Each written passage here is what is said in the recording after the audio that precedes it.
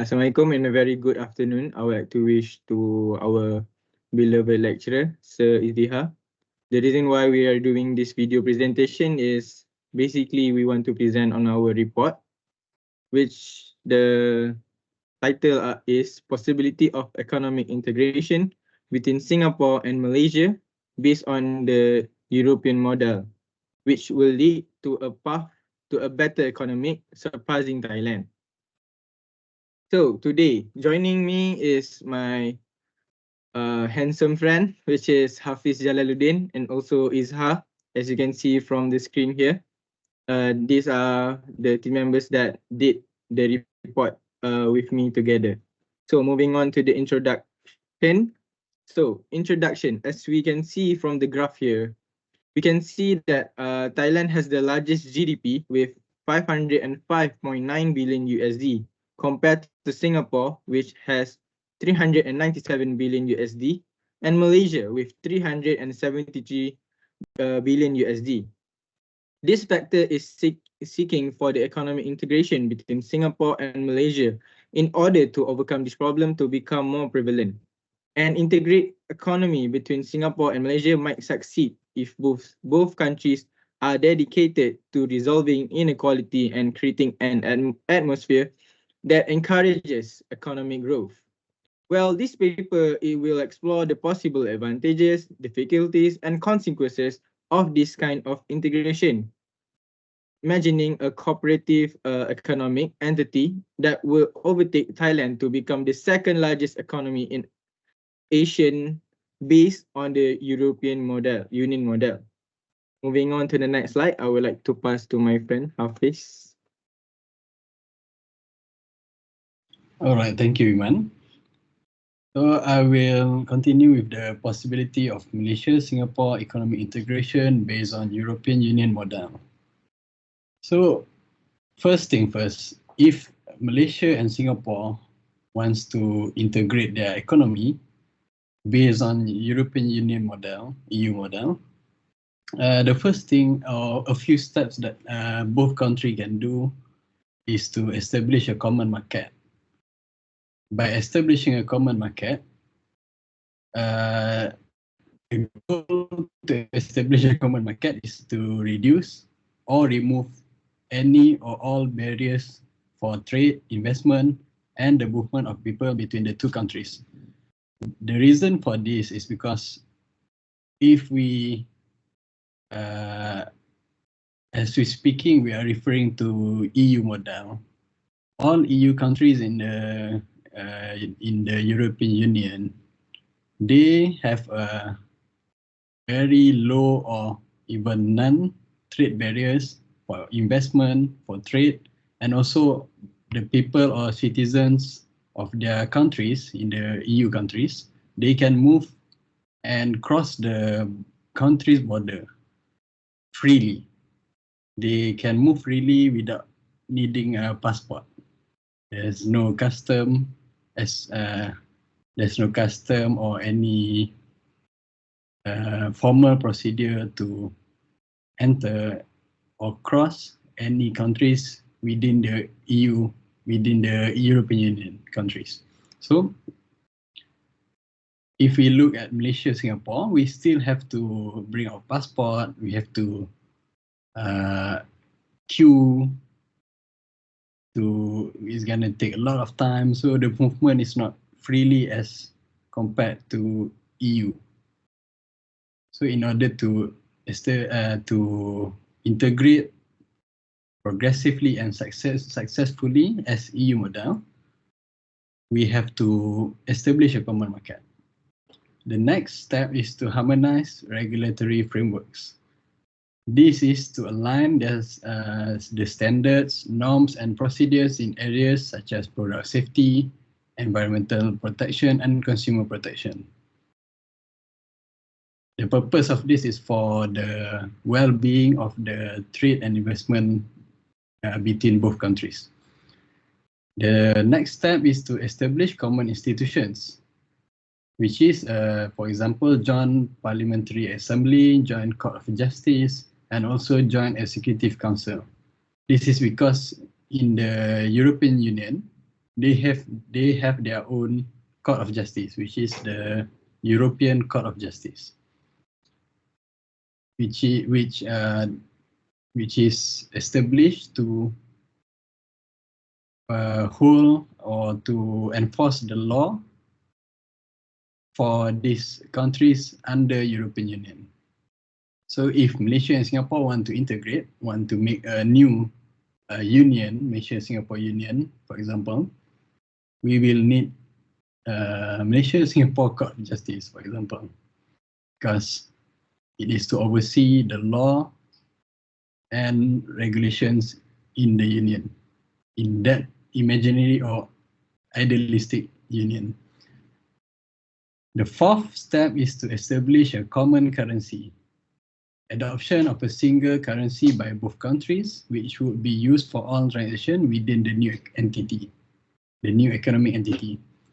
Also, this is also because we refer to EU model. European Union have their own currency. So if we want to refer to them, we must do the same thing. The next step is to foster cultural integration, which involve initiatives such as language exchange programs, cultural festivals, and joint educational programs. This would help to build stronger social ties that could support the new economic entity over time. Now I will pass to my friend again, Iman.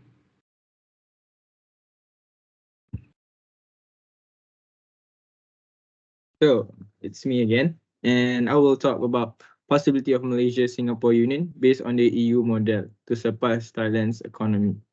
So here are some few examples of the imports of goods and service for three countries, which is Singapore, Malaysia, and Thailand. So why do I choose this data from the World Bank data, which is from the that I get online?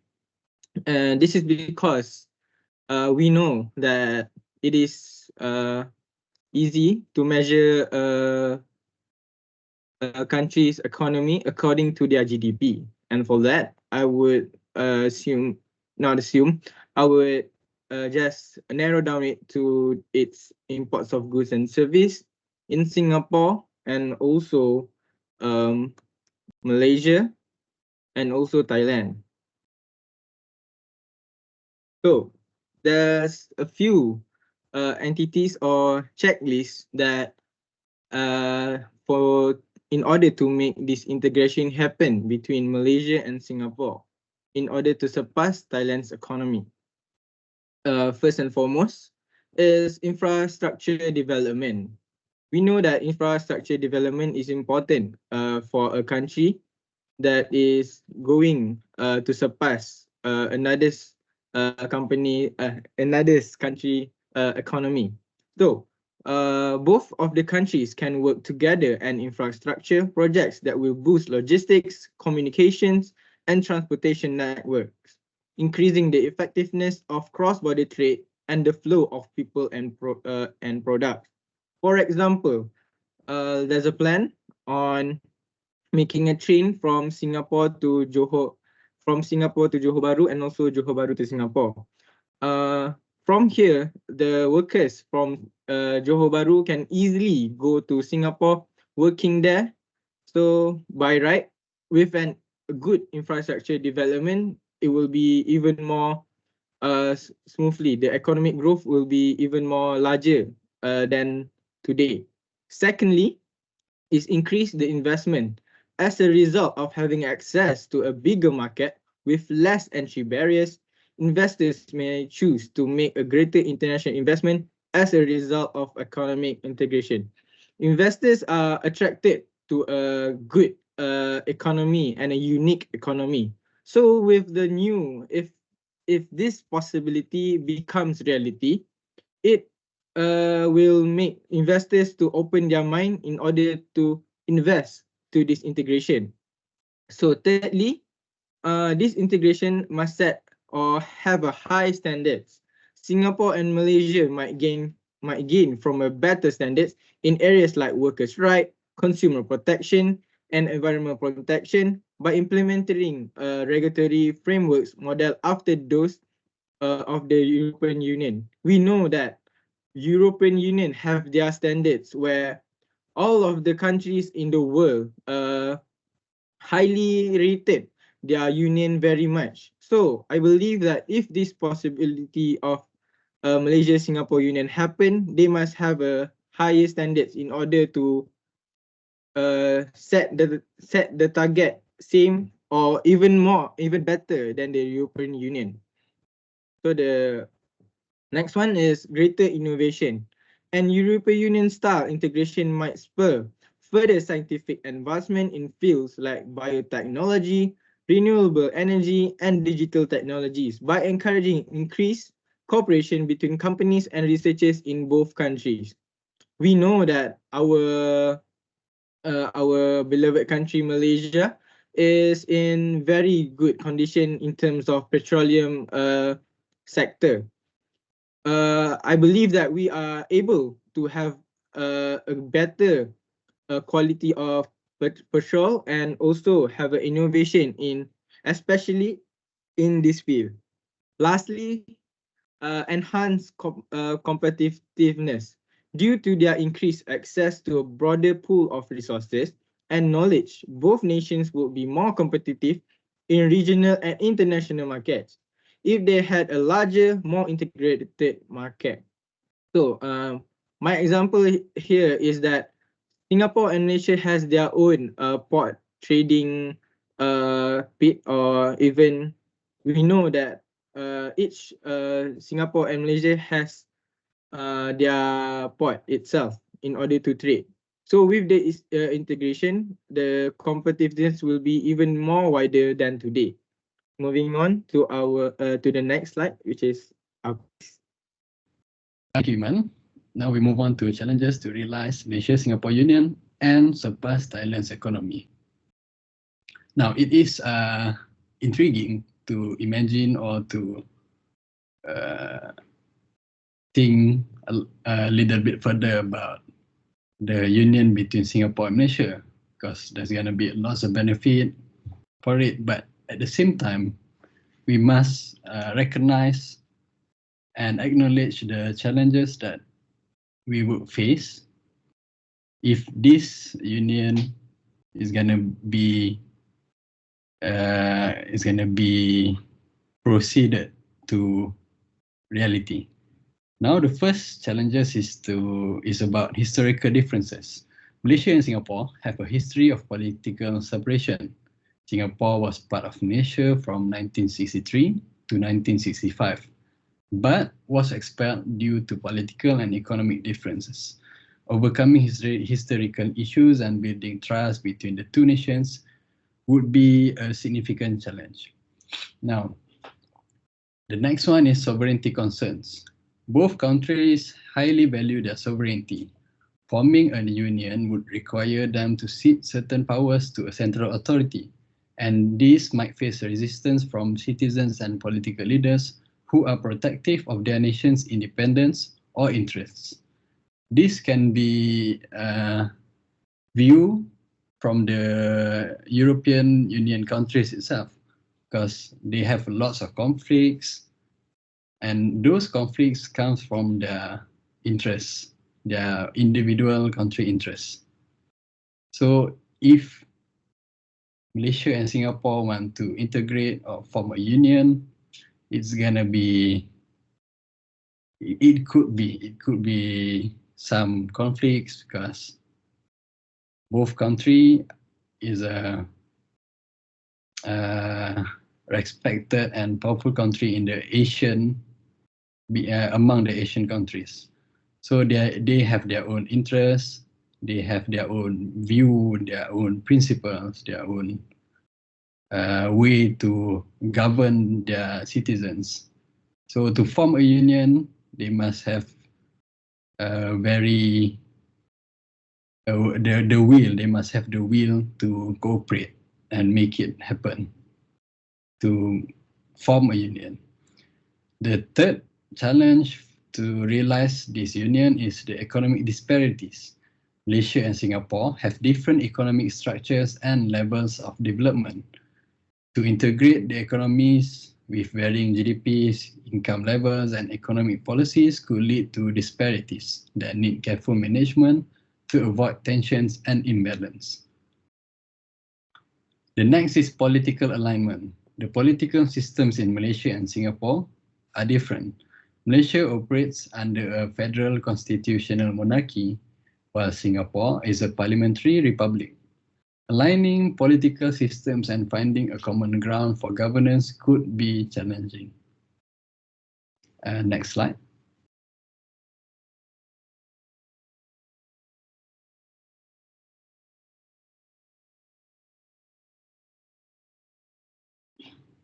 The next point is legal and regulatory harmonization.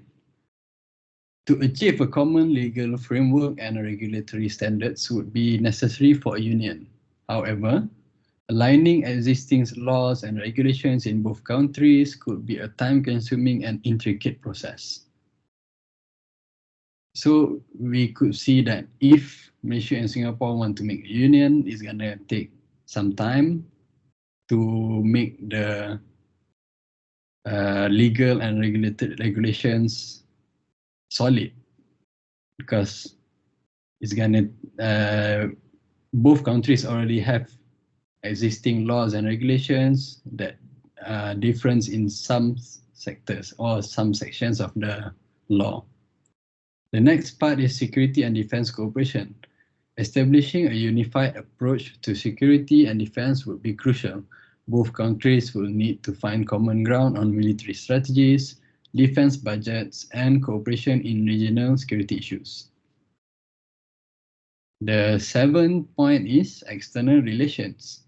Both Malaysia and Singapore have existing international relationships that would need to be carefully managed within the context of includes trade agreements, diplomatic ties, and regional partnerships.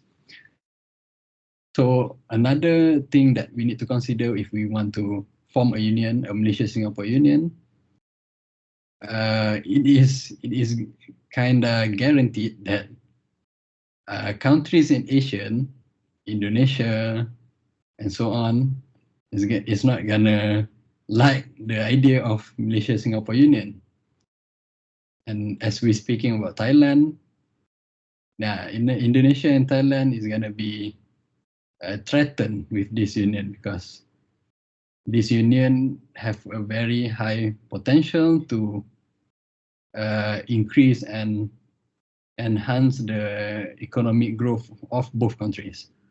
So if we do that, it's gonna cause it's gonna cause some what do we call bad air between the countries in Asia. The next point is flexibility in the union model. The EU model might not be directly applicable, and there may be a need for flexibility in designing a union that suits the specific needs and aspirations of Malaysia and Singapore. Indeed, it is not very efficient to follow the European Union model as a whole. We must adapt and make some changes to the model so that it would fit for Singapore and Malaysia union. Next, I will pass to my teammate. Thank you, Hafiz and Iman. So the next is challenging for Malaysia and Singapore Union to surpass Thailand economy. So we are already identified two elements which can be challenged to Malaysian Union to surpass Thailand. So the first is a strategy, a geographic location, and second, infrastructure development. Next.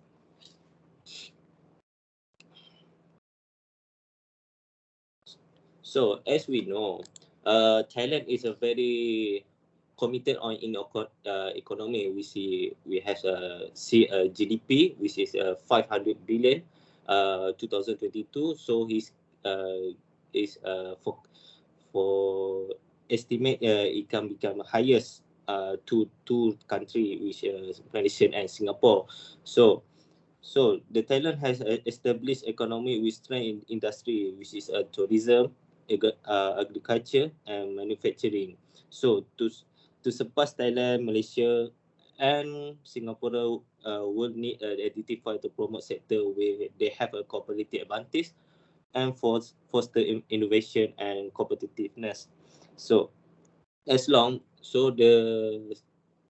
point is a strategic geographic location. So we can see is a Thailand is connecting between the China South Sea and Indian Ocean. So with between two oceans, so Thailand can create a new canal as known the Kra Canal that can surpass Malacca Straits, the busiest waterway in ASEAN. This Thailand ambition have given an economic challenge to Malaysia and Singapore. There are some impact given, for example, the Kra Canal given a saving time 6 or 9 days without the bypassing Malacca Straits to continue journey to China and Japan or otherwise is India. So all of that given the Singapore and Malaysian transshipment port to connecting east and west will also have lost half the shipment vessel with the device from Malacca Straits. Next.